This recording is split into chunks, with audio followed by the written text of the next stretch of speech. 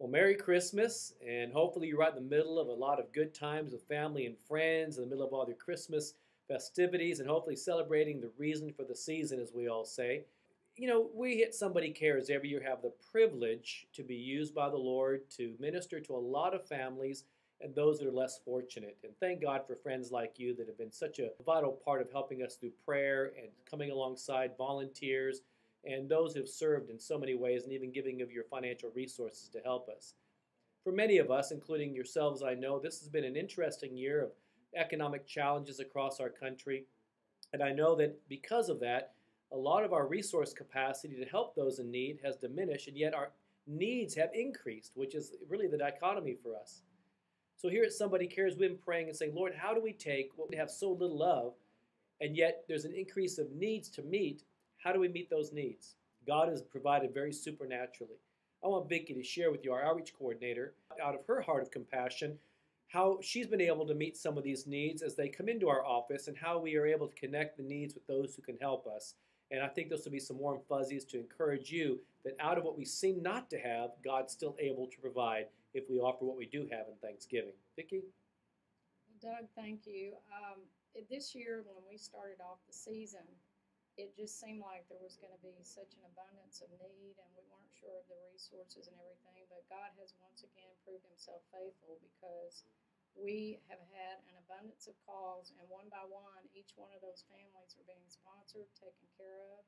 And I think of a couple of people in particular. There was one lady that I spoke to this afternoon, and when I told her that her family was being adopted, she in tears was, "Thank you, Jesus. I've been praying so hard that the Lord would send someone that would take care of my daughter, because she's got an 8-year-old." And she said, "How do I tell an 8-year-old she's not going to have Christmas?" And yet the Lord has provided. This little girl is going to have a Christmas, and I think it's going to be a good Christmas. What's the circumstance of this particular family that caused them to be in need? This lady told me that she was a full-time student, and her husband is a contractor, and she said it's just a slow time, and so we just really don't have funds for Christmas this year.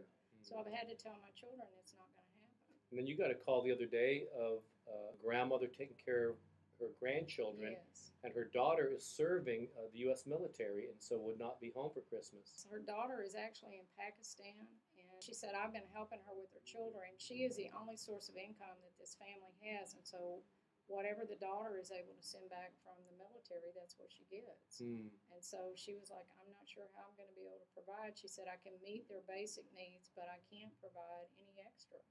So we had a family that had a real heart that wanted to support the military, and so we were able to connect these families, and that's something that Somebody Cares does so well. I see it day after day, time after time. The Lord will take a need, and he will take a resource, and he connects them So out of through Somebody Cares. Just like in 2 Kings 4 with the widow who spoke to Elisha and said, "I have nothing but a jar of oil."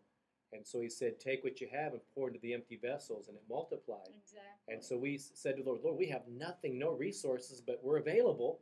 And God has been bringing those alongside who can help us to match the needs. That's exactly right. And one of the things that I see here is one of our greatest resources is our partners. And we can take that resource which we have, it's the relationships, and we can connect people. And that's what I love about being here. The other day, you and your husband and Pastor Rick Torson, who works with us now, were able to help some seniors. And they had a lot of needs, but you were able to go and bring encouragement. Yeah, it was a really amazing thing, because this lady called our office. She actually thought she was calling the office of an attorney, and it turned out that she called, and when Pastor Rick answered the phone and said Somebody Cares, she broke down in tears and said, "I sure hope so. I sure hope somebody cares. I sure hope somebody cares." And it just really touched him. We talked. Rick was able to pray with her. I was.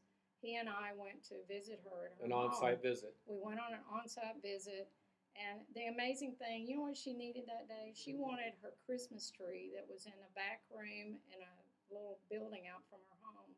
And she's older, she's not able to get it. And so Pastor Rick went and climbed in her little outbuilding and was able to get the tree. And she said, "Warn her to be careful, there's snakes back there." She said, "Please be very careful." So, but Pastor Rick went and got it, and it was great because we just saw her face light up when we got the tree. So sometimes it's not always about money. Sometimes it's just offering yourself. Being available. Yeah. And let me encourage you today. These are just some of the stories, and we'll bring some more to you before Christmas.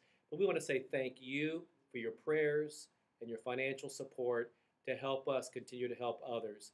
Let's keep taking what we think we don't have in our nothing but a bottle of oil. Let's keep pouring it into other empty vessels and watch how God multiplies and gives us an abounding ability in our own lives as well. God bless you and Merry Christmas.